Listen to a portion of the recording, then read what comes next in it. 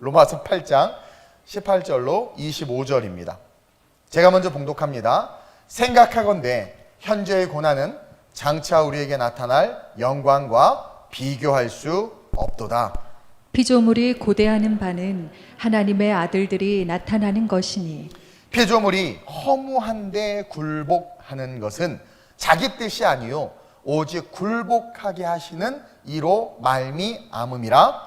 그 바라는 것은 피조물도 썩어짐의 종노릇한 데서 해방되어 하나님의 자녀들의 영광의 자유에 이르는 것이니라. 피조물이 다 이제까지 함께 탄식하며 함께 고통을 겪고 있는 것을 우리가 아느니라. 그뿐 아니라 또한 우리 곧 성령의 처음 익은 열매를 받은 우리까지도 속으로 탄식하여 양자 될 것 곧 우리 몸의 속량을 기다리느니라. 우리가 소망으로 구원을 얻었음에 보이는 소망이 소망이 아니니 보는 것을 누가 바라리와 함께 만일 우리가 보지 못하는 것을 바라면 참음으로 기다릴지니라. 아멘. 아멘. 따라합시다. 기대하는 신앙. 근데 참 은혜가 되는 게 제가 원고에다가 이렇게 써놨어요. 할렐루야, 거룩한 주일 여러분과 함께 살아계신 하나님을 예배할 수 있어서 너무 행복합니다. 사실 이거 쓸 때 행복하지 않았거든요. 비 새는 것 때문에 스트레스가 있어가지고. 근데 제가 방금 성경 봉독하기 전에 행복하다고 나눴죠. 어쩜 우리 하나님 이렇게 미리 아시고 우리 하나님은 전능하시기 때문에 제가 오늘 예배위원들하고도 나눴는데 전능하신 하나님의 계획 속에 오늘도 있어요. 그렇기 때문에 이 오늘도 우리는 소망을 가질 수 있음을 고백합니다. 어쨌든 지금 장마로 비가 많이 오고 그 피해로 많은 사람들이 힘들어하고 있어요. 또 살아가는 삶을 이렇게 들여다봐도 집이 있으면 있어서 힘들어. 지금 그쵸? 집이 없으니까 없어서 힘들어. 방학은 했는데 또 다시 다가오는 개학이 두렵대요, 우리 아줌마들이. 그리고 또 우리 청년들 얘기 들어보니까 대기업 공채 시즌이 다가오는데 채용 공고가 안 난다는 거죠. 공채 모집을 안 한다라는 거예요. 또 저도 이렇게 마스크 쓰고 돌아다니고 있지만 얼마나 답답한지 몰라요. 우리 여러분 그거 아세요? 전 세계 인구의 뇌가 다 죽어가고 있다는 거.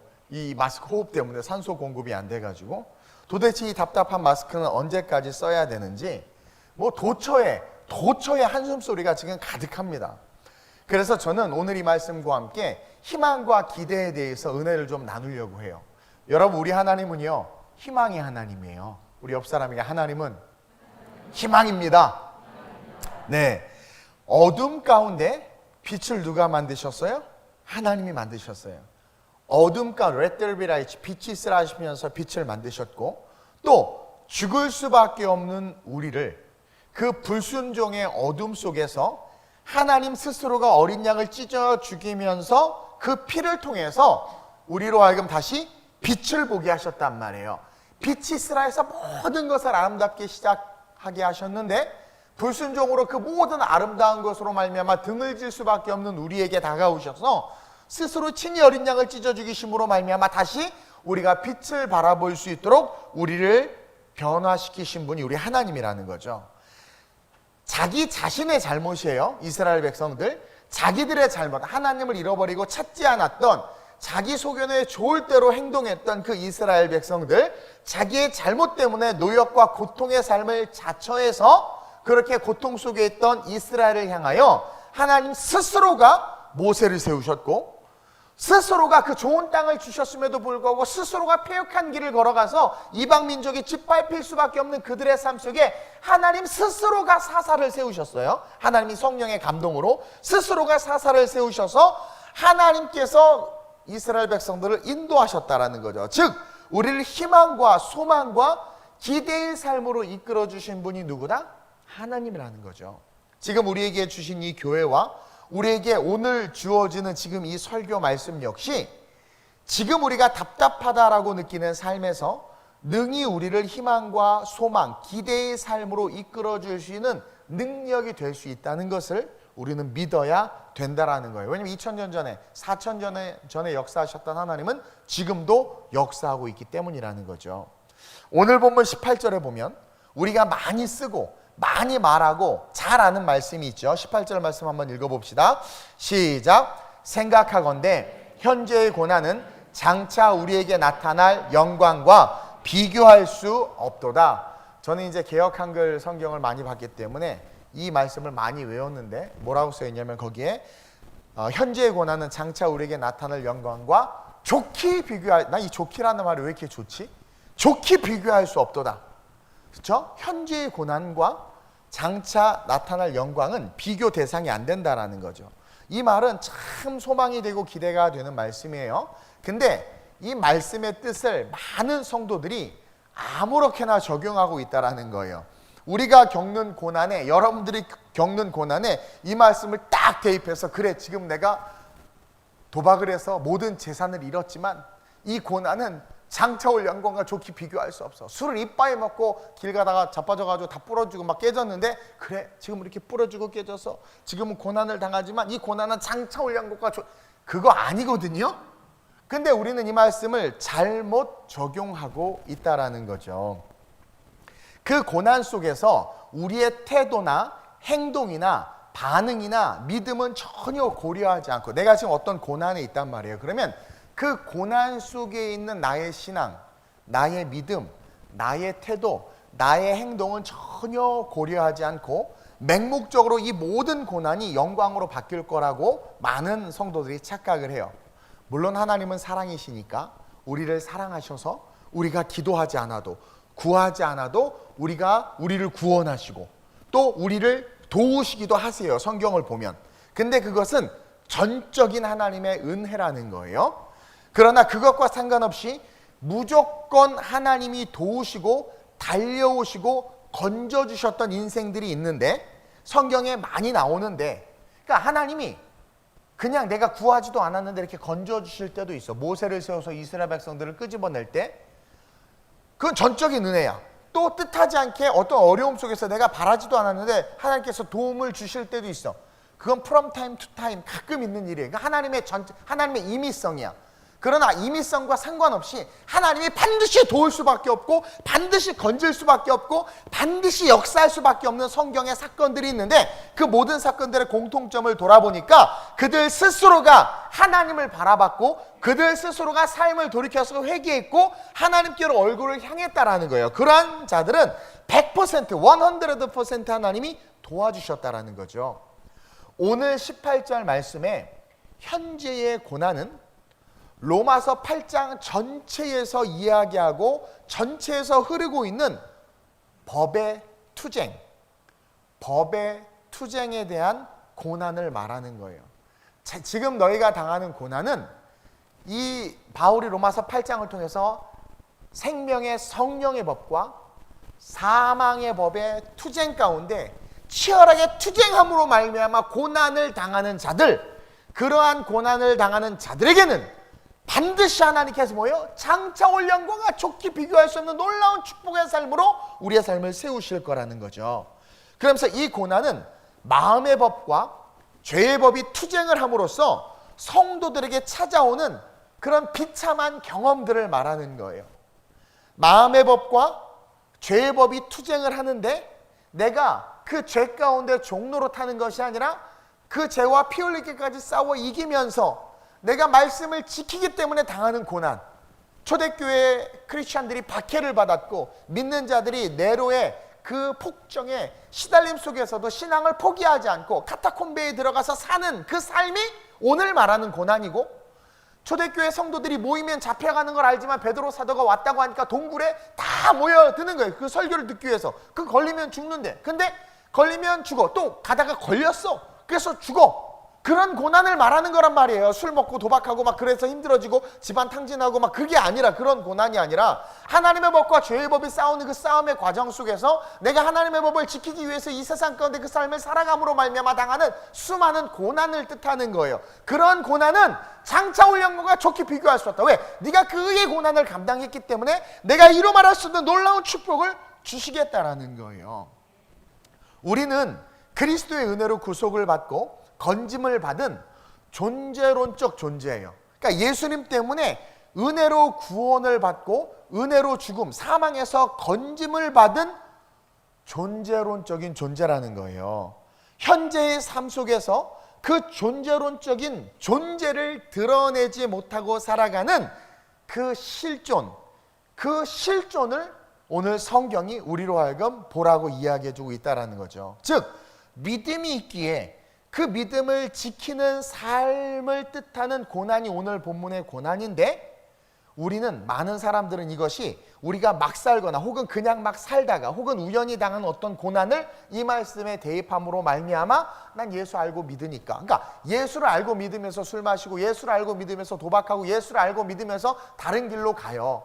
근데 예수를 알고 믿기 때문에 내 안에 양심이 더 민감하게 작동하고 예수를 알고 믿기 때문에 들은 설교 말씀들이 기억나서 이렇게 살면 안 되는지를 알아. 사이렌이 울리는데도 불구하고 그 사이렌이 울리는 그 사이렌을 듣고 마치 아침에 알람이 시끄럽게 울리는데 일어나서 출근해야 되는데 싫어하고 끄고 자는 것처럼 그렇게 자는 삶은 뭐예요? 그로 말미암는 고난은 하나님의 영광과 축복과 전혀 상관없는 고난이라는 거야.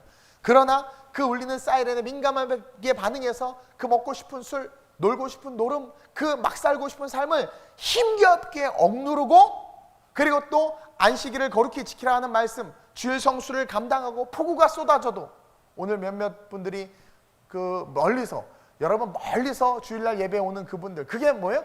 장차 올 영광과 좋게 비교할 수 있는 고난인 거예요. 그것도 교통사고가 나서 막혀서 늦었대. 그럼에도 불구하고 그 달려 막혔다, 에이 돌아가자, 이게 아니라 내가 선한 양심과 복음의 양심이 있기 때문에 세상과 구별돼서 살아야 됨을 알고 그것을 살아가는 그 삶, 그것을 성경이 지금 고난이라고 이야기하는 거예요.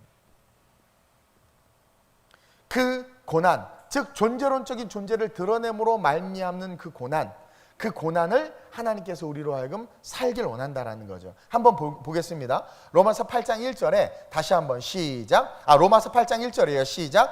그러므로 이제 그리스도 예수 안에 있는 자에게는 결코 정죄함이 없나니. 자, 선언적으로 딱 선포했어요. 저와 여러분 예수 믿죠?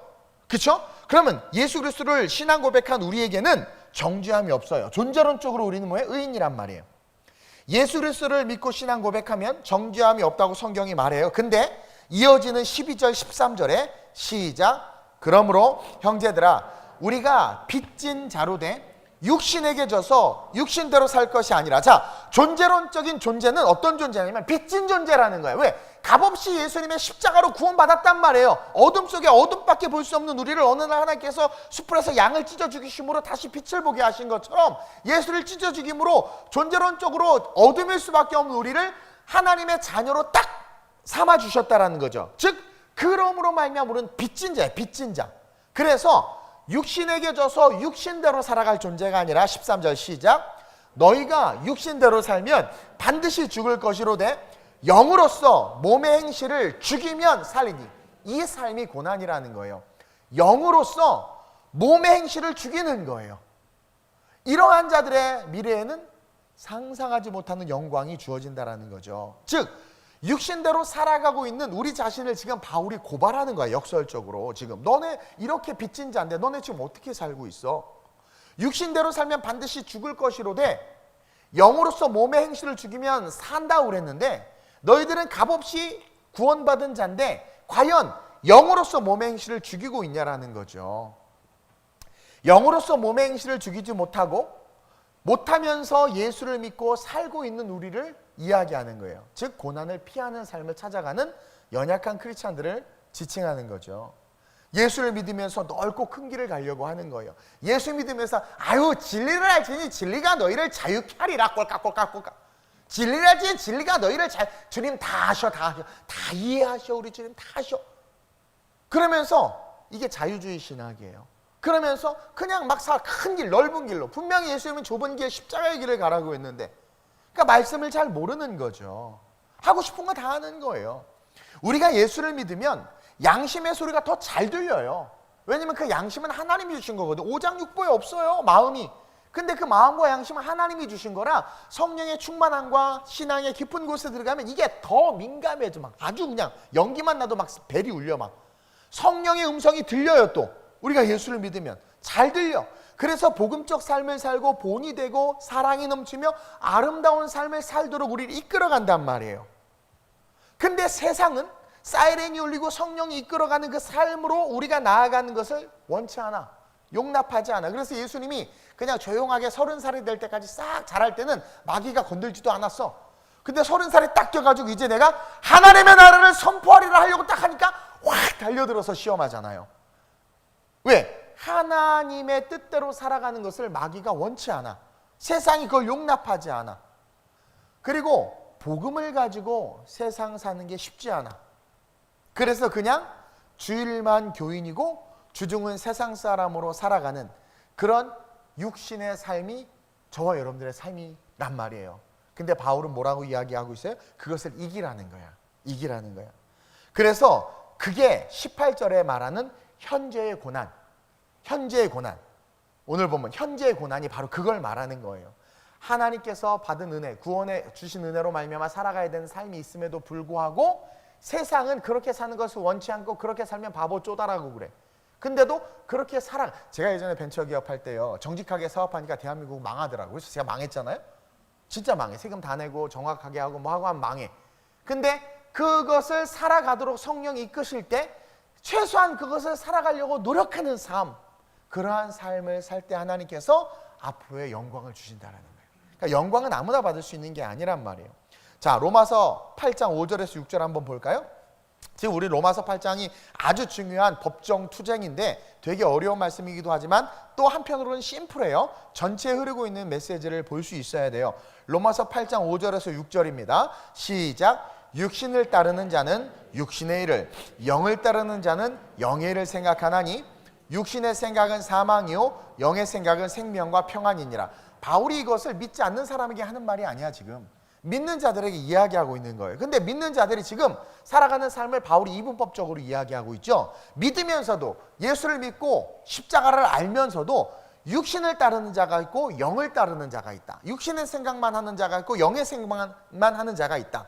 그러면서 육신의 생각의 결론은 사망이다. 예수를 알아도 사망이라는 거야. 그러나 영의 생각은 현재의 고난을 감당하는 것이기 때문에 순간 힘들지는 모르지만 생명과 평안이 있다. 이야기하는 거예요.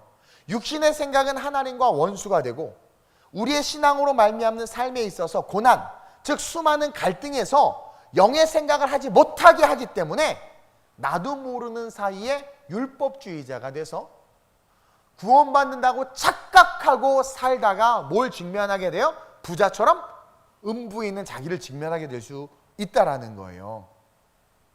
그래서 수많은 갈등 속에서 영의 생각을 하고 그리스도께서 우리 안에 계시도록 해야 된다라고 이야기하는 거야. 그런 고난을 감당할 때 그 고난의 결론은 곧 뭐다? 놀라운 영광이 된다. 이것을 기억하면서 18절을 다시 한번 읽어봅시다. 시작. 생각하건대 현재의 고난은 장차 우리에게 나타날 영광과 비교할 수 없다. 즉 말씀대로 삶을 살아가고 성령 인도하는 대로 삶을 살아가. 넘어질 수 있어. 그럼 또 회개하고 다시 일어나. 그래서 끝까지 가. 내게 주신 사명을 견뎌내고 지켜내. 그런 자들만이 그 끝이 어떻게 된다라는 거예요? 상상할 수 없는 영광을 누릴 수 있다라는 거죠. 그리고 그 영광을 알면 지금 어떻게 돼요? 지금 그 길을 걸어갈 거야. 제 주변에 주식 투자하는 분들이 좀 몇 분 계시는데 테슬라 주식을 안 산 것 때문에 땅을 치고 있어. 엄청 올랐다는 거야. 그러면서 막 지금이라도 살까? 지금이라도 살까? 이미 뭐 늦었어. 뭐 사고 싶으면 사라고 그래요. 근데 중요한 건 그것을, 그 영광, 만약에 그것을 정말 미리 알았다면 안 사겠냐라는 거야. 너무 비유가 죄송해요. 너무 세속적이었어. 근데 그 영원한 천국이 있고 그 크신 하나님의 영광과 기쁨과 그 하늘나라가 있는 것이 실제가 된다면 술 몇 잔에 내 신앙 팔아버리겠냐라는 거예요. 세상의 즐거움이 내 인생 팔아버리겠냐라는 거예요. 물론 넘어질 수 있단 말이에요. 그래요, 좋아요. 넘어질 수 있고 쓰러질 수 있지만 again 다시 일어나야 된다라는 거죠. 근데 왜 우리는 우리의 고집을 부리냔 말이에요. 왜 내가 육체의 소욕을 원하는 것을 계속 붙잡고 가냔 말이에요. 실수 안 하고 넘어지지 않는 사람이 어디 있어요. 그러나 다시 일어나란 말이에요. 제발 좁은 길로 가기 위해서 힘쓰고 생각하건대 현재의 고난, 이 고난 뭐라고 그랬어요? 내가 예수를 알고 믿기 때문에 싸워야 되는 그 싸움의 삶을 살아가는 그 고난은 장차 우리에게 나타날 영광과 비교할 수 없다. 나는 그 영광을 바라보기 때문에 오늘 이 삶의 자리에 있는 거예요. 제가 그랬잖아요. 처음에 개척할 때도 제가 연봉이 꽤 높았어요. 뭐 거의 뭐 엄청 났어요. 근데 지금은 내가 목사님들하고 얘기하다 보면 제 연봉 2,500입니다 했더니 우리 교회 전도사랑 똑같네? 그러는 거야. 난 개념이 없었어. 근데 세상 사람들이 봤을 때 그런. 근데 제가 그렇게 그거에 별로 개의치 않는 건 뭐예요? 그리고 개척하고 나서도 12년간 사례를 안 받은 이유가 뭐예요? 소망이 하늘에 있는 거야. 저는 하늘의 상급을 받고 싶고 제가 그것을 분명히 아는 거예요. 그러니까 가치가 거기에 있는 거란 말이에요. 그러니까 가치를 거기에 두니까 세속적인 것이 내 안에 들어올 때 물론 있죠. 그러나 그것을 배격하고 싸우면서 그 장차올 영광으로 말미암는 삶의 가치를 아니까 오늘의 삶을 걸어갈 수 있는 거죠. 이게 우리 크리스찬이 돼야 된단 말이에요. 그런 정치인들과 그런 비즈니스맨들과 그런 교육자들이 있다면 세상이 얼마나 아름답겠어. 본질을 가르치니까.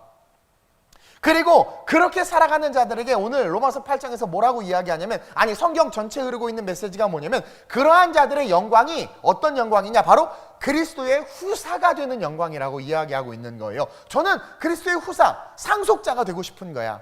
우리는 그래야 된다라는 거죠. 고린도전서 15장 43절 44절이에요. 시작. 욕된 것으로 심고 영광스러운 것으로 다시 살아나며 약한 것으로 심고 강한 것으로 다시 살아나며 육의 몸으로 심고 신령한 몸으로 다시 살아나나니 육의 몸이 있은즉 또 영의 몸도 있느니라. 욕된 것으로 심고, 그렇죠, 내가 세상에서 욕을 먹고 힘들고 막 그래도 그것으로 심고 영광스러운 거 살아. 약한 것으로 심고 강한 것으로 육의 몸으로 심고 신령한 몸으로. 근데 이것은 우리가 육신으로 있을 때 가능한 거란 말이에요. 심는 대로 거둔다고 그러잖아요. 그러니까 그런 모든 고난이 내가 신앙을 지키고 하나님의 자녀이기 때문에 살아가야 되는 삶을 살아가는 삶이 고난이죠, 세상에서는. 근데 그것을 지킬 때 그 고난이 영광으로 바뀐다라는 거예요. 그리고 그 결론이 바로 그리스도의 후사가 되는 것이다. 그러면서 그 방금 읽은 고린도전서 15장 그 말씀 밑에 50절에 이런 말씀이 있어요. 시작. 형제들아, 내가 이것을 말하노니 혈과 육은 하나님 나라를 이어받을 수 없고 또한 썩는 것은 썩지 아니하는 것을 유업으로 받지 못하느니라. 우리 혈과 육으로 해서 살아가잖아요. 하나님 나라 없는 거야. 팔아버리는 거야. 소탐 대실하는 거야.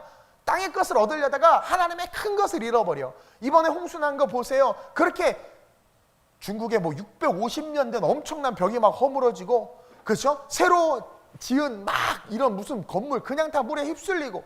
우리가 위대하다고 말하는 것, 여러분 마지막 때 한번 생각해 봐요. 다 없어질 거야. 나는 그 없어질 것을 위해서 살고 싶지 않고, 여러분들이 그 없어질 것 때문에 육신으로 있을 때만이 기회가 있는 이 기회를 놓치기를 원치 않는단 말이에요. 물론 이 땅에서도 힘써 살아야 돼. 그건 이따 또 얘기하겠지만, 하나님의 영광을 위해서 싸워야 되는 싸움을 싸우면서 걸어가면 그리스도의 후사가 됨과 동시에 이 땅에서 있어야 될 것도 하나님께서 주시는 축복이, 그 하늘의 축복이 실제로 우리의 삶에 존재하고 나타나게 된다라는 거죠. 하나님의 나라를 유업으로 받는 것이 여러분 가장 영광스러운 거예요.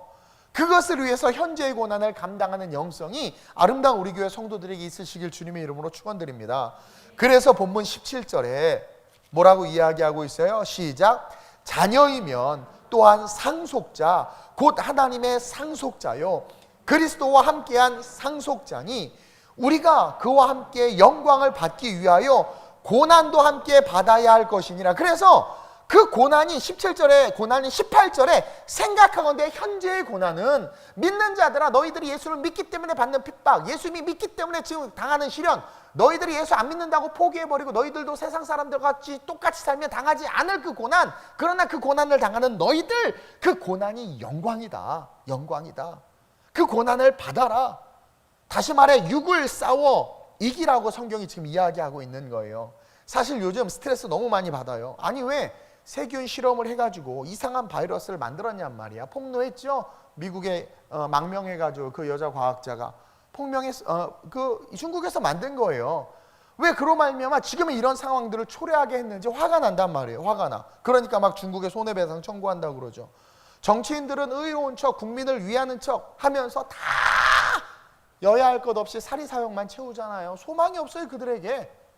그리고 세금은 왜 자꾸 올라? 나 의료보험 왜 올라? 왜 자꾸 올라? 정말 집이 있으면 있어서 세금 오르고 없으면 없어서 전세비 자금 오르고 자꾸 올라. 교회는 좀 본이 돼야 되는데 이단 3단 자꾸 이상한 교회들이 세워지고 자유주의와 뭔가 짬뽕의 신학이 돼서 막 목회자들 이상한 사람들이 세워지고 막 그러면서 문제가 생기고, 하여튼 여러 가지 살아가는 삶에 자꾸 한숨이 나와. 왜 자꾸 물이 새? 정말 한숨이 나와. 한숨이. 오늘 재직회 하잖아요. 그래서 이 천장 전구 다 나갔어. 속상해. 그렇죠? 그런 것들에 대해서 그냥 화를 내고, 저도 옛날에 좀 혈기가 많았던 사람인데 저도 막 같이 화를 내고 막 그랬단 말이에요. 근데 세상 사람과 똑같이 반응하는 게 아니라 영의 생각을 하면서 중보하면서 우리는 그럴수록 더욱더 그의 나라와 그의 의를 위해서 살아가는 훈련을 해야 된다는 거죠. 오히려 이런 고난이 이런 것을 훈련할 수 있는 훈련이구나. 가끔 제가 운동을 해야 될 것 같으면 하는 운동이 두 가지가 있어요. 국민체조와 총검술 16개 동작. 그건 익혔어. 몸에 이게 하도 훈련을 해가지고 몸에 지금도 할 수 있어요. 네. 그것처럼 오히려 이 고난의 상황 속에서 우리가 그의 나라와 그의 일을 추구하는 하나님께서 이런 훈련을 시킬 수 있는 필드를 주시는구나라는 그런 또 반전의 생각이 제 안에 오는 거죠. 그러면서 그렇게 살아가는 삶을 살 때 그런 우리가 이 시대에 사사가 된다라는 거예요. 그런 우리가, 그러니까 저도요 문화에 대한 그런 안타까움을 갖고 막 있었던 하나님께서 저를 성령의 감동을 주셔서 문화사역에 대한 비전으로 저를 사실은 콜링하신 거거든요. 콜링. 제가 문화사역 하려고 오카는 목사님, 조영균 목사님, 곽선희 목사님한테 제안서 써서 보냈어요. 내가 청년 젊은이들의 문화사역을 한번 사업하면서 이렇게 하겠다고. 다 빠꾸 맞았지만, 그러니까 그런 어떤 그리스도의 문화를 세우고 싶은 막 그런 마음들. 그랬더니 하나님께서 날 성령의 감동, 그분이 오셨어요가 아니라 성령님이 감동으로 날 세워서 나의 길을 가라. 그래가지고 지금 이 자리에 서 있는 거예요. 그것처럼 정말 이 필드 속에서 그렇게 그의 나라와 의를 구하려고 하는 자들을 하나님이 사사시대에 갑자기 어느 날 뽕나무 치던 놈을 사사로 세워서 민족을 이끌었던 것처럼 그런 우리를 하나님께서 쓰셔서 사사가 되게 하고, 그런 우리를 모세가 되게 하고, 하나님이 그런 우리를 쓰셔서 불의와 악을 물리치고 하나님의 공의와 정의를 이 땅에 세우신다라는 거죠. 그래서 성경은 마태복음 6장 33절에 인간이 할 수 있는 가장 근본적인 것, 무엇을 먹을까, 무엇을 마실까, 무엇을 입을까 막 염려하는 이야기를 한참 예수님 막 제자들과 염려에 대한 얘기를 막 하다가 그 마태복음 6장 33절에 이렇게 결론을 내고 있는 거예요. 시작. 그런즉 너희는 먼저 그의 나라와 그의 일을 구하라. 그러면 이 모든 것을 너희에게 더하시리라. 지금 먹을 것, 입을 것, 마실 것이 중요한 것이 아니라 현재의 고난을 감당해라. 현재의 고난에서 너희가 그리스도인임을 드러내라. 너네들이 막 살아서 당하는 고난은 그냥 죽어야 될 고난이고 당연히 받아야 될 값이야. 근데 그게 아니라 의의 고난으로 너희들의 삶의 그 모드를 바꿔라. 그러면 입을 거, 먹을 거, 마실 게 중요한 게 아니라 그렇게 먼저 그의 나라와 그의 일을 구하게 되면 그게 현재의 고난을 감당하는 거거든요. 그러면 뭐라고 그래요? 이 모든 것을 너에게 더하신다. 이 모든 것은 뭐예요? 앞에 말한 먹을 거, 마실 거, 입을 거예요. 제가요 세상 거 다 내려놓고 목회의 길 아무것도 없이 타던 차 팔고 그렇게 개척했거든요. 아무것도 없이. 근데 먹을 거, 입을 거, 마실 거 부족함이 없어. 살찌면 찐 대로 주시고 줄이면 줄은 대로 주시고, 그리고 정말 원하는 것들 다 주시고, 이 모든 것을 너에게 더하신다라는 거예요. 우리가 그의 나라를 위해 삶의 방향을 딱 세우면 우리로 말미암아 우리가 원하는 그 아름다운 삶을 주신다라는 거예요. 그리고 우리가 그런 고난을 감당할 때 바울은 그 고난의 감당이 영혼의 구원에서부터 피조물들의 구원에게까지 이르게 한다는 것을 보여주고 있어요. 근데 이걸 내가 설교 원고에서 어제 밤에 삭제했어. 너무 길어서. 이 피조물에 대한 구원이 이거 대단한 거거든요. 그래서 이건 다음에 또 할게요. 너무 길. 그래서 바울은 우리가 살아나면 우리에게 있어야 될 것뿐만 아니라 우리 때문에 피조세계까지도 회복이 된다라는 거예요. 그만큼 우리가 중요하다. 따라서 우리는 첫째로 시작. 신앙을 가졌기에 싸워야 하는 그 싸움, 그 고난을 기꺼이 감당하리라 라는 결단을 해야 돼. 코로나 바이러스보다 더 심각한 바이러스와 알 수 없는 질병들, 지금 어디에 리비안가 어디서 폭탄 터졌죠. 그런 일들이 안 일어날 보장이 있어. 그리고 지금 헷가닥 해가지고 미사일 쏘면 어떻게 돼요? 지금 여러분 어떻게 될지 몰라. 지금 그리고 성경에 보면 마지막 때 여러분 알 수 없는 질병들과 죽고 싶어도 죽지 못한 좀비 같은 인간들이 나타나고 막 엄청나게 시련과 역경들이 온단 말이에요. 근데 지금 훈련이 되지 아니하면, 그리고 갑자기 여러분들이 어느 날 죽음을 당했다. 그 이후에 어떻게 여러분들의 그 삶을 되돌릴 거냔 말이야. 따라서 우리가 신앙을 가졌으니까 오늘부터 훈련하자라는 거예요. 지금의 이 시련 속에서 훈련하자라는 거죠. 즉 싸움, 그 고난을 기꺼이 감당하리라.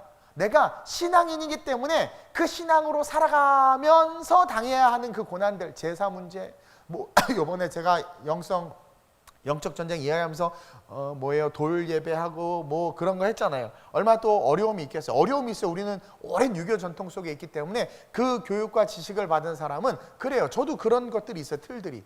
그러나 계속해서 또 안식일을 지키는 문제, 또 상황이 이렇지만 예배 의식에 대한 문제들, 그런 말씀이 이끄는, 오직 말씀이 이끄는 대로, 인간 이동훈이 이끄는 대로가 아니라 성경이 이끄는 대로 한번 싸워보는 거예요. 지금의 경제적 위기, 결혼의 위기, 그런 직장의 위기가 아니라 다들 그래요. 경제적으로 너무 어려워요. 알아요. 저도 어렵기 때문에. 결혼, 우리 청년들, 제가 진짜 우리 목사님들 주변 목사 저한테 사랑하고 존경하는 이동훈 목사님, 우리 교회 장로님, 모 권사님의 딸, 모모 자매가 있습니다. 학교는 어디 나오고 뭐 이렇게 좋은 형제 좀 부탁. 왜 나한테 자꾸 보내? 우리 교회 자매들은 어떡하라고 그럼? 우리 교회 자매들은 세고 셌는데. 그러니까 형제들이 귀한 거야. 그러면서 이 결혼의 문제가 너무 심각해. 그래서 하나님은 만남 앱도 개발하도록 해주셨고, 많이 만나세요, 여러분. 많이 만나야 돼. 어쨌든. 그러면서 안 한대. 경제 위기 때문에 힘들대. 직장의 위기, 뭐 이런 것 때문에 너무 힘들대. 근데 여러분 그거 아세요? 지금 종말의 위기가 다가오고 있어요. 경제, 결혼, 직장, 뭐 삶의 위기 이전에 여러분들이 더 큰 위기가 다가오고 있단 말이에요. 종말의 위기가 다가오고 있단 말이에요. 그날은 아무도 모른다고 했어요, 성경에.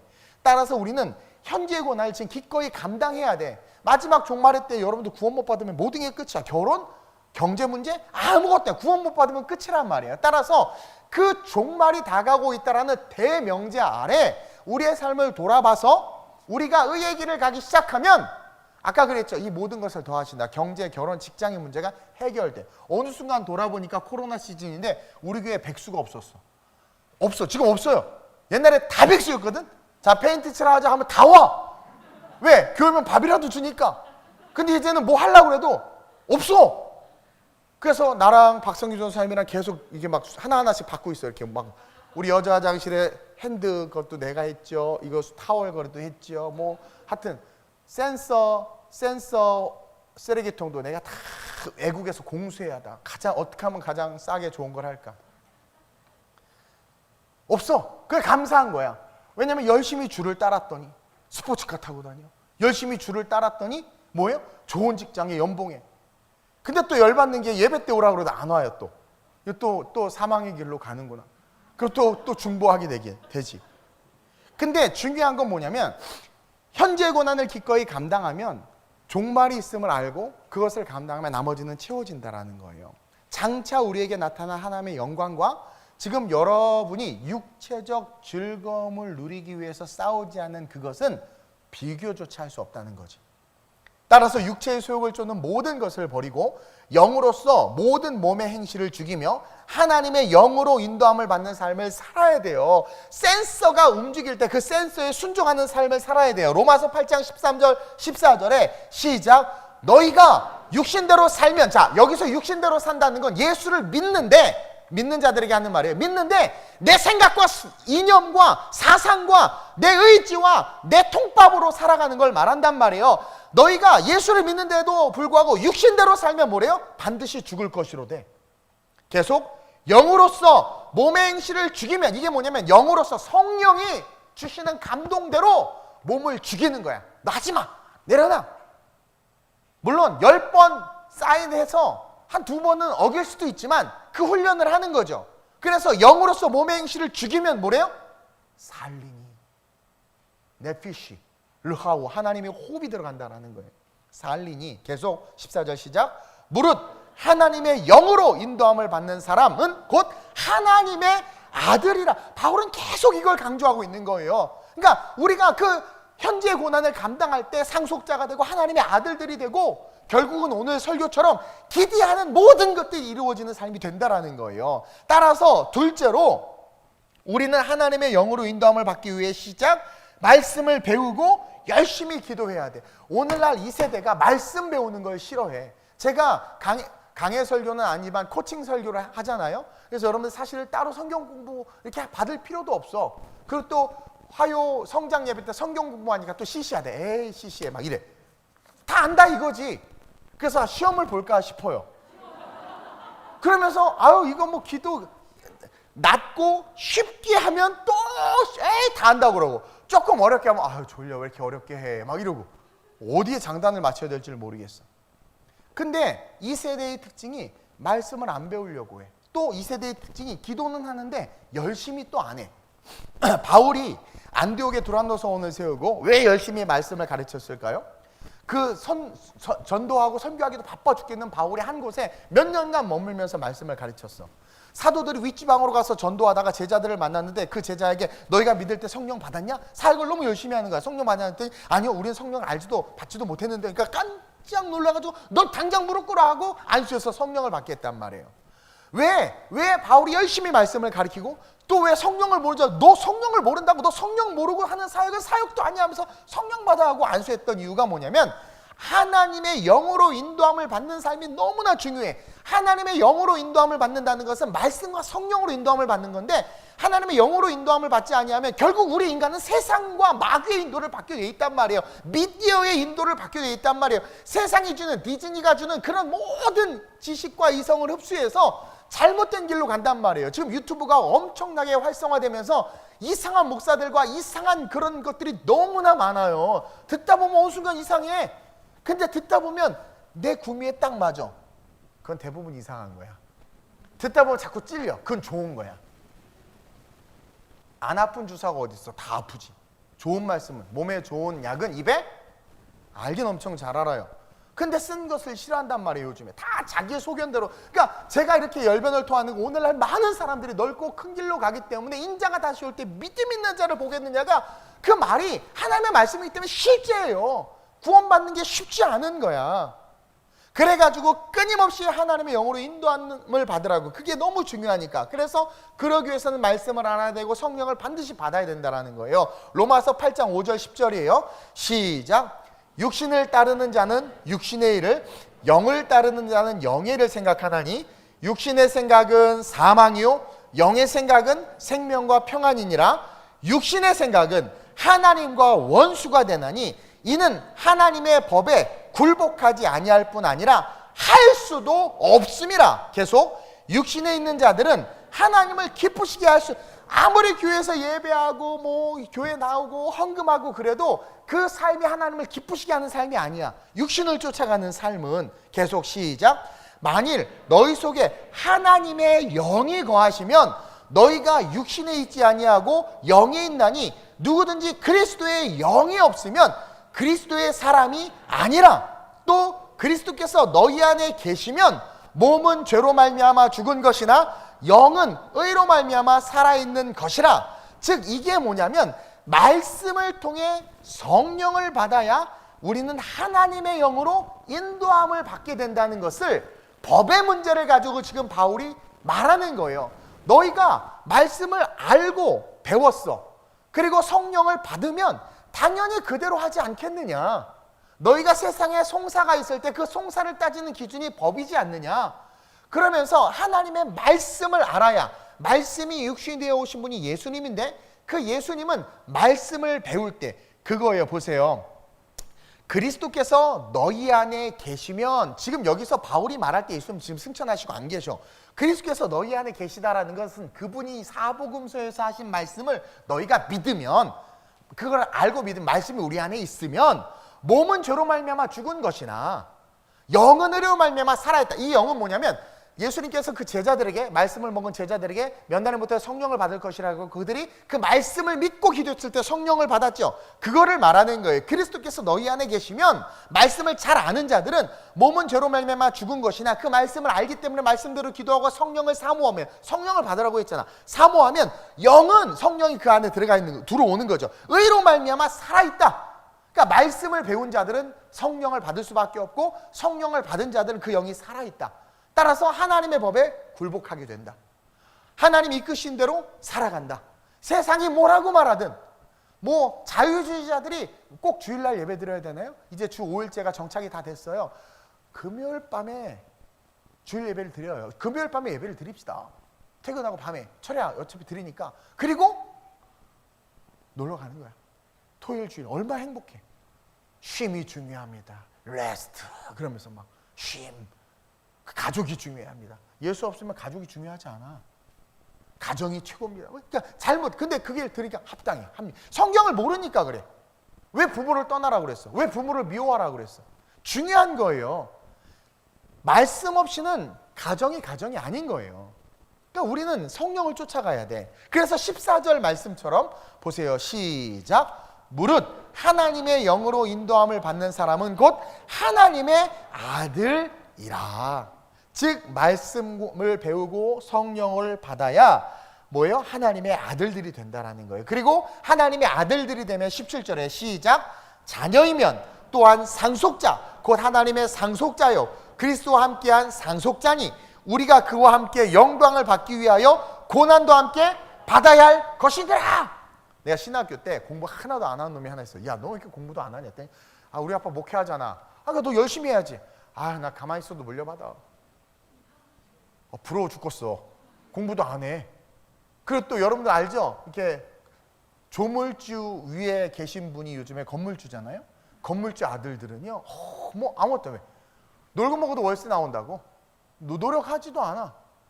정말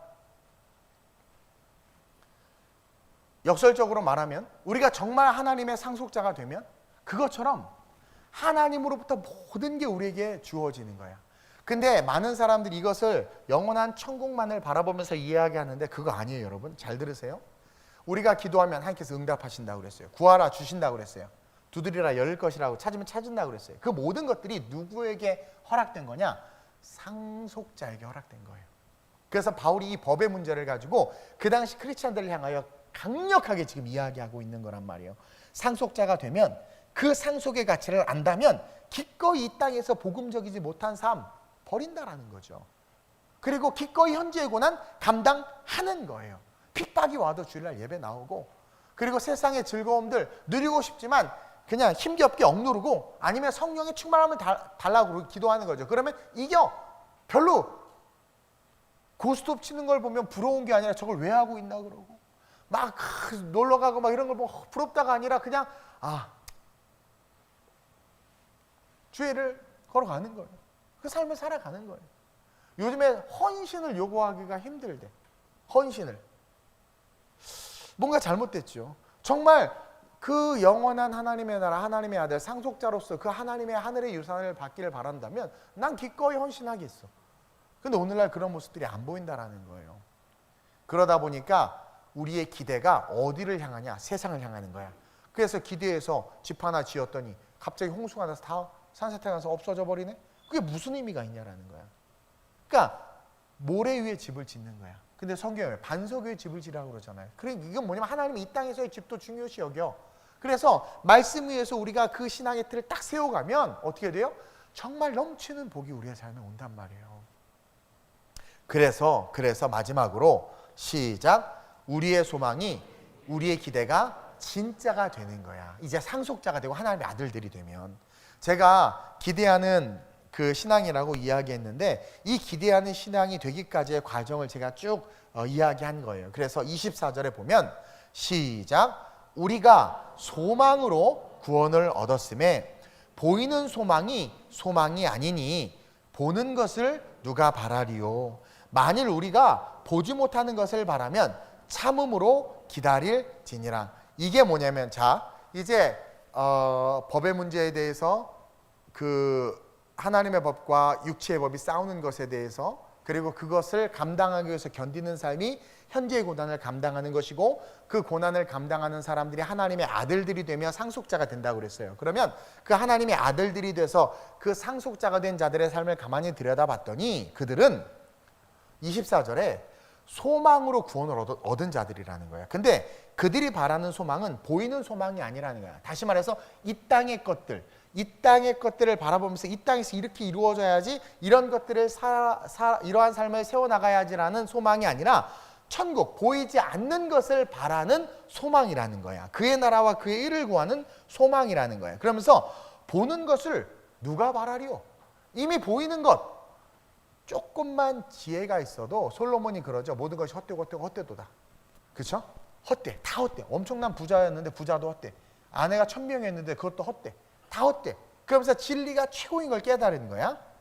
그러면서 만일 우리가 보지 못하는 것을 바라면 참음으로 기다릴지라. 보지 못하는 것을 바라는 거야. 이것은 복음으로 말미암는 가까운 미래와 먼 미래, 그리고 가까운 미래와 먼 미래, 먼 미래를 보면 천국, 가까운 미래는 상속자로서 이 땅에서 내가 누릴 수 있는 삶, 복음으로 말미암아 누릴 수 있는 삶, 그것을 바라본다면 오늘의 삶을 내가 어떻게 할 수 있어요? 참을 수 있는 거야. 인내할 수 있는 거야. 나는 강아지를 좋아해요. 근데 씻기는 거 귀찮아서 키우는 건 싫어해. 근데 이 강아지 훈련시키는 거 알죠? 또 이게 비유가 너무 비천해지는데, 먹을 딱 들고 있다가 가만히 있어! 가만히 있어 진짜. 그걸 먹으려고. 자기가 조금만 침을 질질 흘리는데 조금만 참으면 저걸 먹어. 아, 인내가 이런 거구나. 강아지도 그렇게 하는데 하나님이 주실 정말 좋은 것이 있는데 왜 현재의 고난을 못 참아? 그렇게 이야기하는. 그래서 이 말씀은요, 히브리서 11장 1절과 병행구절이야. 히브리서 11장 1절 말씀과 같은 의미예요. 한번 볼까요? 시작. 믿음은 바라는 것들의 실상이요 보이지 않는 것들의 증거니 선진들이로서 증거를 얻었다 그랬죠. 믿음의 많은 선진들의 삶을 다시 한번 조사해 봤더니 그들의 삶은 바라는 것들이 실상이 됐어. 바라는 것들이 실상이 됐는데 오늘 이 로마서 8장 24절 말씀과 비교해 보면 이 땅의 것들을 바라지 않았어. 아브라함은 갈 바를 알지 못하고 갔죠. 그때 어떻게 돼? 땅을 유업으로 받고 엄청난 자녀를 유산으로 받았죠. 그거란 말이에요. 바라는 믿음은 바라는 것들의 실상인데 그 바라는 것들이 보이지 않는 거라는 거란 말이에요. 다시 말해서 이 땅의 것이 아니라 하나님이 말씀하시는 것 혹은 하나님이 내게 주신 비전, 복음 안에서 꿈꾸는 것. 저는 우리 아이들이 민족과 열방의 지도자들이 되기를 바래요. 안 보여, 안 보여. 전교 1등 하는 애들도 없어, 우리 교회. 안 보여. 근데 믿음은 바라는 것들의 실상이야. 보이는 것을 바라면 그게 무슨 소망이겠냐라는 거야. 보이지 않는 것을 나는 지금 바라는 거예요. 근데 그렇게 왜 바랄 수 있어요? 내가 자식이 없어서? 아니에요. 하나님께서 주신 사명 때문에.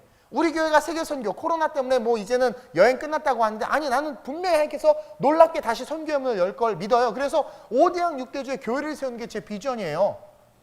제가 강남 한강변에 아파트를 사는 게 비전이 아니라, 그러니까 보이는 소망은 아파트를 사야 돼. 다들 요즘에 그래. 아우 목사님 그때 내가 집을 샀어야 돼. 아우 그때 내가 샀어야 돼.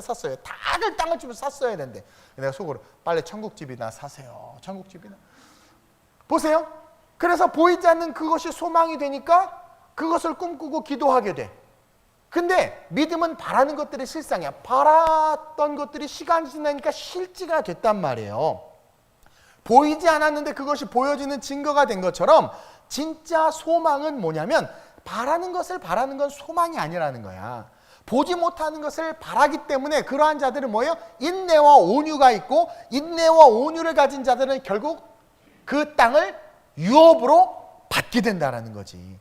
믿음이 있는 자들, 그 믿음이 있는 자들의 소망은 눈에 보이는 것에 있지 아니하고 눈에 보이지 않은 영원한 천국과 영생에 있기 때문에 거기로부터 흘러나오는 가치로 보이는 것을 보는 거야. 우리가 정말 하나님의 아들들이 된다면 저와 여러분들이 코로나에 걸렸어. 그래, 코로나에 걸려도 대한민국의 공산화가 됐어. 그래, 공산화가 돼도 당장 내일 인류의 종말이 와. 핵미사일을 쐈어. 그래도 정말 우리가 하나님의 아들이 되면, 이 말씀의 결론이에요. 아들이 되면 두려워하거나 슬퍼하지 않는다라는 거야. 그래서 암이 걸리고 질병이라도 두려워하거나 슬퍼하지가 않아. 슬퍼하지 않아. 왜? 보이지 않는 것을 소망으로 두고 살아가기 때문에. 그래서 그 안에서 공산화가 된 상황에서도, 전쟁이 일어난 상황에서도, 우리 교회 전송도가 코로나에 감염됐어요. 예를 들어서. 그래, 끔찍한 얘기죠? 여러분들 무슨 저런 막말하시나 그러는데 들어봐요. 그래도 그 안에서도, 그런 상황에서도 하나님의 아들들, 상속자들은요, 보이지 않는 소망이 있기 때문에 이겨내고 견뎌낼 수 있다는 거야. 그러니 이러한 자들을 세상이 어떻게 감당해? 왜? 내가 병들어서 곧 죽는다 해도 저 높은 곳 천국이 실제가 되니까 괜찮아. 제가 그랬죠. 정말 제가 예를 들어서 당신 2달밖에 못 삽니다. 뭐 암진단을 받거나 제가 죽는다 그러면 난 진짜 비행기 타고 아무도 모르는 대로 떠날 거야. 떠나서 막 예수 전도하다 그냥 어느 날 쓰러져서 그냥 죽을 거야. 그냥 뭐 복잡하게 장례치르고 막 그래. 천국 가는데 나 혼자. 여러분 제가 그냥 하는 말이 아니라 솔직히 제 안에 그 마음이 있어요.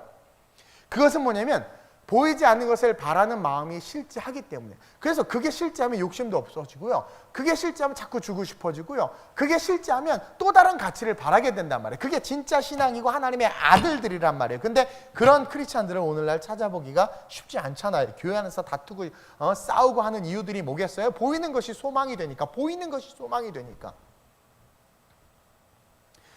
근데 정말 하나님의 아들들, 상속자들이 되면 그런 자들로 말미암아 하나님은 일하세요. 그런 자들이 있는 나라는 절대로 코로나로 망하거나 공산화 되거나 무너지지 않아요. 저는 그래서 막 정부에서도 말하고 막 그럴 때도 예배를 강행이라는 말은 잘못된 거고 뭐 지속이라는 말은 잘못된 거예요. 그냥 예배를 드리는 거예요. 우리는 당연히 드려야 되는 존재이기 때문에 드렸던 거고, 여러분들의 염려와 걱정이 많을 걸 알았지만 제 안의 신앙은 어떤 신앙이었냐면 우리가 진실되게 하나님을 예배할 때 하나님 우리를 지키실 것을 믿었어요. 그리고 설사 그리 아니하실지라도 다니엘처럼 예배를 포기하지 않을 거고, 그리 아니하실지라도 두렵지 않은 것은 우리에게는, 나에게는 보이지 않는 소망이 있기 때문에. 그리고 나중에 천국 딱 가서 만났을 때 난 천국에서 안 쪽팔렸으면 좋겠어. 아, 정말 말씀대로 됐구나. 이것을 여러분들이 경험했으면 좋겠다라는 거예요. 그래서 제가 가끔가다 막 속상한 일이 생기면 천국 가서 보자. 너 천국 가서 보자. 너 그때 너 그때 한번 보자. 그 마음이 있어요. 그 마음이 있어요. 그래서 그러한 자들은 주님이 재림하실 때까지 흔들리지 않아. 그래서 계시록에 보면 항상 이기는 자들이 나와요. 막 대접이 부어지고 막 난리가 나는데 거기 보면 항상 이기는 자들이 나와. 그 이기는 자들이 그런 자들이란 말이에요. 보이지 않는 것에 소망을 두는. 여러분들 지금 이스라엘 저쪽 중동쪽 이스라엘 보세요. 그 이스라엘 역사 보세요. 나라도 없었어. 이스라엘 알죠? 나라도 없었어. 디아스포라 다 흩어졌어. 지구상에서 사라질 뻔한 민족이야. 막 그 히틀러가 막 다 학살시키고 막 난리가 났었어요. 근데 하나님이 택한 민족이다 보니까 고난은 당하지만 다 이겨냈고, 지금 봐봐요. 미국도 무시하지 못하는 나라가 됐어. 그리고 가장 강한 나라가 됐고, 경제력, 군사력뿐만 아니라 이 지구상에서 가장 부자 나라요, 지혜와 지식의 나라로 서 있어. 저 이스라엘이. 그거는 특별한 택한 게 있어. 그래서 계시록에 14만 4천 명이 구원받는다고 그러잖아요. 그게 2만 입하가 구원받는 게 아니라 예수님의 12지파, 즉 이스라엘 백성에서 하나님께서 택한 자들, 이스라엘 민족 14만 4천 명이 구원받는 거예요. 그거는 남은 자들, 이스라엘 백성을 뜻하는 거야. 제가 계시록 전에 한번 강의했죠. 수많은 흰옷 입은 자들이 올라가는데 그 모든 이방인들, 예수님은 우리야, 다 올라가고 예수님께서 마지막에, 지금 이스라엘 백성들, 이스라엘 사람들 아직 예수님 안 믿잖아요. 그렇죠? 구약 율법만 믿잖아요. 근데 마지막 때 그들이 회심해서 예수 앞에 나오는 자들, 그 수를 세어보니 그가 14만 4천이라 그거거든요. 그래서 그들은 하나님의 특별한 은총이 있어. 어쩔 수 없어. 그 은총 받은 민족이야. 그러니까 흩어지고 죽을 수밖에 없는데도 지금 이렇게 살아있고, 그 조그만 나라가 꼼짝도 못하잖아. 다른 나라들이 막 그 작은 나라가 대단한 거예요, 여러분. 그것처럼 하나님의 역사는 우리 눈에 보여주고 있다는 거예요. 애굽에서 종살이하던 이스라엘, 여러분들 알죠? 사실 아브라함의 약속 때문에 그 아브라함이 보이지 않는 소망을 보고 걸어갔잖아, 아브라함이. 그래가지고 그 이스라엘 민족이 만들어진 거예요. 그래서 결국 애굽에 살게 됐는데, 애굽의 학대 속에서도 보세요. 그들이 하나님을 찾지 않고 요셉을 아는 왕들이 사라지고, 요셉이 사라지면서 신앙도 개판이 됐어, 이스라엘 백성들이. 그래서 애굽에서 살아가는데 인구가 점점 늘어나. 그렇게 바로가 학대를 하고 노역을 주는데도 애를 그렇게 잘라, 막 계속 막, 그렇죠? 고구마 캐러 갔다 바구니에 아기를 낳아서 막 오고 막 그런다고 그랬잖아요. 막 그렇게 막 엄청, 그러니까 하나님이 지키시면 그렇게 되는 그 학대 속에서도.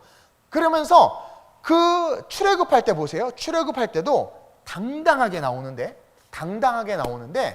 그동안의 노역의 대가를 다 받아가지고 이제 결국은 바로가 장자까지 다 죽으니까 모세, 그래 나가라, 나가, 그랬단 말이에요. 그러면 어이구 다행이다 하고 막 초라하게 막 그지처럼 노예였으니까 그렇게 나간 줄 알죠? 천만의 말씀 만만의 콩떡이에요. 이스라엘 백성들이 이제 장자의 재앙이 딱 끝나고 나서 바로가 나가라고 하는데 나가는데 어떻게 나간 줄 아세요? 온 이스라엘 백성 60만이 다 헤르메스 입고 나갔어. 여러분 명품의 정점에 헤르메스가 있어요? 프라다는 저 이방 민족들이나 있고 뭐 닥스는 보이지도 않아. 다 헤르메스에 헤르메스 넥타이에 귀걸이에 막 이거 하고 그 정말 화려하게 하고 쫙 출애굽했어. 우리 하나님이 그렇게 멋지신 분이야. 택한 자들 안 믿나 본데 출애굽기 3장 21절 22절 볼까요? 시작. 내가 애굽 사람으로 이 백성에게 은혜를 입게 할지라. 봐봐요. 애굽 사람이 이스라엘 백성들을 박해했는데 하나님이 내가 애굽 사람의 마음에 역사한 거야. 내가 애굽 사람으로 이 백성 이스라엘 백성에게 은혜를 입게 할지라. 계속 시작. 너희가 나갈 때에 빈손으로 가지 아니하리니 여인들은 모두 그 이웃과 사람과 및 자기 집에 거류하는 여인에게 은폐물과 금폐물과 의복을 구하여 너희 자녀를 꾸미라. 너희는 애굽 사람들의 물품을 취하리라. 그러면서 은과 금으로 다 장식하고 나가는 거야. 그렇죠. 노역 때문에. 그러니까 그 몇십 년간 40년간 노가다 했던 품삯을 하나님이 다 챙겨줬어. 바로가 안 챙겨줬잖아. 하나님이 다 챙겨줬어. 만약에 미리 챙겨줬어 봐. 노가다 끝나고 소주 먹다 다 탕진했을 거야. 도박하다가. 근데 그 현재의 고난을 견뎠더니 나갈 때 그냥 몰아서 이빠이 주신 거야. 그러니까 여러분 장차 올 영광을 바라볼 수 있어야 돼요. 그러면서 더 멋진 건 뭔 줄 아세요? 그래서 쫙 차려입고 나가니까 애굽 사람들도 너무 놀라서 와, 노예로 부렸던 그들을 위대하게 여겨. 그러면서 하나님이 얼마나 위대한지를 또 봐. 출애굽기 11장 3절 볼까요? 시작. 여호와께서 그 백성으로 애굽 사람의 은혜를 받게 하셨고 또 그 사람 모세는 애굽 땅에 있는 바로의 신하와 백성의 눈에 아주 위대하게 보였더라. 생각해봐. 그 초라한 모세 지팡이 들고 살인자 내 나라 도망갔다 와 내 나라. 근데 나중에 나가는데 보니까 모세가 다 이렇게 나가는데 뒤에 헤르메스를 입고 60만이 따라 막 햇빛이 비치는데 막 버쩍버쩍 금은이 버쩍버쩍. 그러니까 모세가 보니까 와 위대하다. 우와 하나님 짱이네. 와 믿음의 선한 싸움을 싸우고 달려갈 길을 다 달려가고 정말 하나님의 아들들이 돼서 상속자가 돼서 현재의 고난을 이기고 넓은 길이 아니라 좁은 길로 걸어가니까 우와 힘들어 죽겠네. 그게 우리 하나님이란 말이에요. 얼마나 멋있어요. 보이지 않는 그 소망을 바라보면서 걸어가는 삶. 우리의 삶에 한숨이 나고 동서사방 힘든 일이 많이 있지만 우리는 기대해야 돼. Expect the Lord. 주님을 기대해야 돼. 근데 술 마시고 춤추면서 기대하면 마귀만 신나하고 마귀만 이빨에 달려와. 어떻게 기대해야 돼요? 말씀을 배우면서 성령을 사모하면서 뭐가 돼야 돼? 하나님의 아들들이 돼야 돼. 하나님의 아들들이 되면 상속자가 돼. 상속자가 되면 어떻게 돼요? 기대하는 것들이 다 이루어진단 말이에요. 지금 모르겠어요. 우리 성도들의 가족들 중에서 중부, 저 남부 쪽에서 또 수혜를 당한 분이 계실 수도 있어. 저희 어머님도 지금 걱정이 어떻게 되는지 모르겠어요. 하여튼 뭐 여러 가지 일들이 있을 수 있어요. 그것보다는 지금 우리 교회가 걱정해요. 우리 교회가 걱정이야 지금 막. 하여튼 그래요. 그리고 또 세금 오른다고 그러지 뭐 있으면 있어서 힘들고 없으면 없어서 다 힘들어 지금 막 그래. 그러나 여러분들 기억하세요. 한숨이 나고 마스크 들면 또 한숨이 나고 또 숨도 못 쉬겠어. 힘들어. 동서사방이 막혀 있는 것 같아. 그러나 우리는요 기대하는 신앙으로 일어나야 돼요. 하나님이 우리를 위대하게 보이게 할 거예요. 지금 한국 교회가 여기저기 거치는 돌처럼 그냥 여기저기 치임받지만 두고 보세요. 애굽에서 이스라엘 백성들이 나갈 때 그 거지 같은 애들이 나갈 때 정말 그들이 위대하게 보이고 온몸에 금은 장식을 치장하고 나갔던 것처럼 하나님은요 우리를 세상에서 이 교회 지금 여러 가지로 손가락질 받고 있고 지금 또 교회가 잘못해서 이렇게 좀 연약한 모습이지만 우리가 기대하고 우리가 하나님의 후사들로 일어나면 그리스도의 후사들로 일어나면 하나님은 우리를 통해서 이 땅의 교회들을 하나님의 백성들을 위대하게 보이게 할 것이며 그런 우리의 삶을 그리스도의 후사로서 영광스럽게 하실 거라고 저는 믿어요. 믿어요. 우리가 감당해야 하는 고난을 감당합시다. 이게 키예요. 이게 키예요. 하나님의 영을 따르기 위해서 버려야 할 육체의 소욕들을 버리는 싸움을 하세요. 그 싸우는 고난을 좀 감당하세요. 말씀이 나를 칠 때 제발 그 말씀을 걷어내지 마시고 여러분들 안에 있는 육체의 소욕을 걷어내세요. 육신을 쫓는 자는 육신을 자꾸 생각하니까 섭섭마귀가 자꾸 들어와. 이것도 섭섭, 저것도 섭섭, 에이 섭섭 나가버려. 영의 생각은 뭐예요? 아, 하나님 날 여기 심어두셨어. 하나님이 주의 종을 도우라고 했어. 하나님이 이 교회 선교회 한 사역을 감당하라고 했어. 영의 생각을 하나니 육신의 생각은 사망이요, 영의 생각은 생명과 평안이라. 이 법적 대결에서 우리가 의롭다함을 입었기 때문에 우리는 이제 그리스도의 후사로서 하나님의 아들들로서 현재의 고난을 감당하면서 걸어가야 돼요. 그럴 때 우리의 기대가 실제가 돼. 우리의 소망은 응답이 돼요. 제가 개척할 때 개척하고 이제 조금 시간이 지나면서 뭐 우리 효준 성악강에 갈 거야. 우리 교회가 음악회도 할 수 있고 막 이런 데 했으면 좋겠다. 딱 얻었잖아. 여러분 그거 아세요? 믿음은 바라는 것들의 실상인데 그것은 누구에게만 주어지느냐? 그리스도의 후사들에게만 주어지는 거예요. 그래서 심판의 비가 내리고 축복의 비가 내리면서 오늘 이 주일을 맞는 저와 여러분들이 이 신앙을 좀 소유했으면 좋겠다라는 간절함이 제 안에 있었고 성령께서 주셔서 나눈 거예요. 그러면서 이것이 피조물에게까지도 확장되는 이 놀라운 축복을 여러분들이 좀 깨달았으면 좋겠어요. 오늘 이 시간 한번 기도합시다. 하나님, 내가 기대하는 신앙으로 일어나게 하여 주옵소서. 내가 바라는 모든 것들이 이루어지는 삶을 살게 하여 주옵소서. 그러기 위해서는 핵심이 현재의 고난을 감당하는 건데, 이 고난은 강아지 멍멍이처럼 삶으로 말미암아 오는 당연히 받아야 될 고난을 말하는 게 아니에요. 내가 복음을 알고 예수를 알고 말씀을 알고 성령을 알기 때문에 그것을 지킴으로 말미암는 고난인 거예요. 그 고난을 감당하는 내가 될 수 있게 해달라고 합시다. 그러므로 말미암아 성령도 우리의 연약함을 도우신다고 했어요. 내가 그것을 지키기 위해서 걸어갈 때 성령께서 나를 도우셔서 나를 그리스도의 후사가 되게 하시고 하나님의 아들들이 되게 하시고, 그러므로 말미암아 상속자가 되므로 내가 바라고 꿈꾸고 간구하는 모든 것들이 이루어지고, 이스라엘 백성들이 애굽에서 나올 때 영화롭게 나왔던 것처럼 우리의 삶이 이 땅의 한국의 교회가 영화롭게 일어설 수 있게 해달라고, 나의 삶에 대해 잔전한 삶이 영화로운 삶이 될 수 있게 해달라고, 예수 믿는 것이 내 삶의 결론이 되어 축복이 될 수 있게 해달라고, 오늘 말씀과 함께 고난을 감당하게 해달라고 주님을 세 번 부르고 합심으로 전심으로 기도합니다. 주여, 주여, 주여. 좋으신 아버지 하나님, 동서사방에서 죽음의 무리, 어둠의 무리, 하나님 동서사방에서 사망의 권세들이 우리를 에워쌉니다. 우리가 살아가는 삶은, 계속되는 삶은 고난일 수밖에 없는데 그 고난에서 우리는 끊임없이 무너지고 원망하고 화를 내고 다투고 싸우고 있습니다. 하나님, 그러면서 우리는 믿음의 싸움을 싸우기는커녕 믿음을 포기하고 세상과 세속화돼서 세상과 거치려고 하지 아니하고 세상의 눈밖에 나지 않으려고 세상의 종이 되려고 그렇게 넓고 큰 길을 향해서 달려가고 걸어가고 있습니다.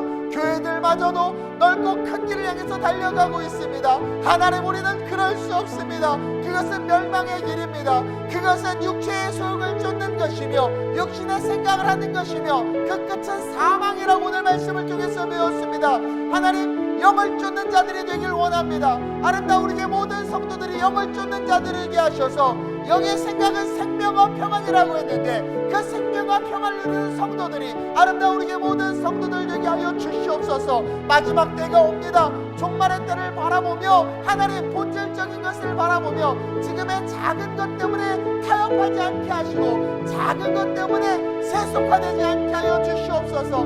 달려갈 길과 주 예수께 받은 사명을 해서 달려가는 우리가 되게 하시고 하나님의 아들들 그리스도의 후사가 되기 위하여 믿음을 갖고 있기 때문에 싸워야 되는 싸움을 싸울 수 있는 거룩한 워리어들이 될 수 있도록 주님 붙잡아 주시옵소서. 그러므로 말미암아 우리가 이 시대의 사사가 되게 하시고 이 시대의 모세가 되게 하시고 이 시대의 다니엘이 되게 하시고 이 시대의 바울과 사무엘이 되게 하셔서 하나님의 우리를 통해서 일하심으로 말미암아 우리 교회를 통해서 일하심으로 말미암아 주님 다시 오실 그날이 속히 임할 수 있도록 모든 자들이 예수 앞에 나오는 구원의 문이 크게 열려질 수 있도록 우리 교회를 사용하시고 우리 성도들을 사용하여 주시옵소서. 하나님, 기대함이 사라졌습니다. 소망이 사라졌습니다. 그러나 오늘 말씀과 함께 다시 소망을 바라봅니다. 보이는 소망을 꿈꾸는 게 아니라 보이지 않는 소망을 바라봅니다. 복음과 함께, 말씀과 함께, 성령과 함께 꿈꾸게 하시고 기도하게 하시고 현재의 고난을 감당함으로 말미암아 장차올 영광을 받아 누리는 그런 아름다운 우리의 모든 성도들 되게 하여 주시옵소서. 축복의 성도들 되게 하여 주시옵소서. 하나님은 전능하십니다. 하나님은 살아계십니다.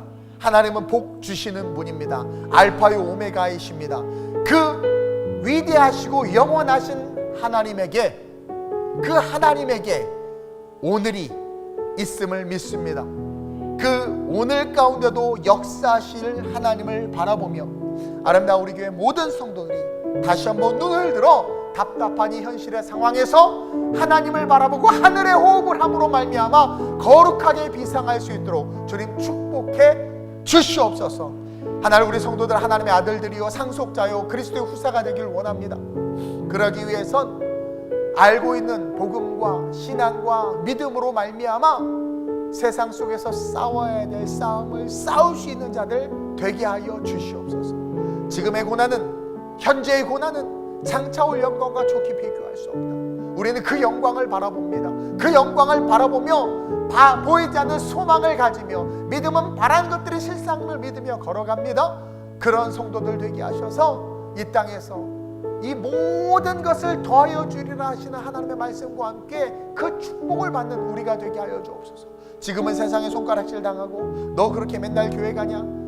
교회 간다고 뭐 달라지는 게 뭐 있느냐? 여러 모양으로 예수 믿는 것 때문에 핍박당하고 어려움을 당하지만 그것을 견뎌내고 지켜내서 하나님께서 이스라엘 백성들을 출애굽시키실 때 온 몸을 금과 은으로 치장하여 나가게 했던 것처럼 하나님, 마지막이 중요합니다. 마지막에 승리하는 자가 진짜 승리하는 자입니다. 하나님, 우리가 선한 싸움을 싸워 현재의 고난 속에 그 고난을 견뎌내 하나님이 주시는 영화로움으로 옷 입는 그런 축복의 자녀들이, 아름다운 우리 교회 성도들 되게 하여 주시옵소서. 말씀을 배우기에 힘쓰며 성령의 감동에 쫓아가기에 힘쓰며, 그래서 눈에 보이는 절망의 상황을 보는 것이 아니라 살아 역사하시는 하나님을 바라보며 늘 그 길을 걸어가는 믿음의 사사들, 믿음의 모세, 믿음의 다니엘들 되게 하여 주시옵소서.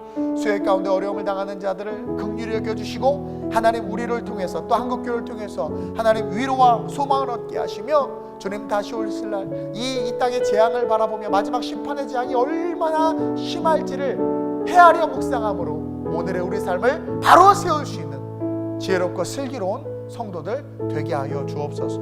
감사함을 드리며 예수님의 이름으로 축복하며 기도드립니다. 아멘.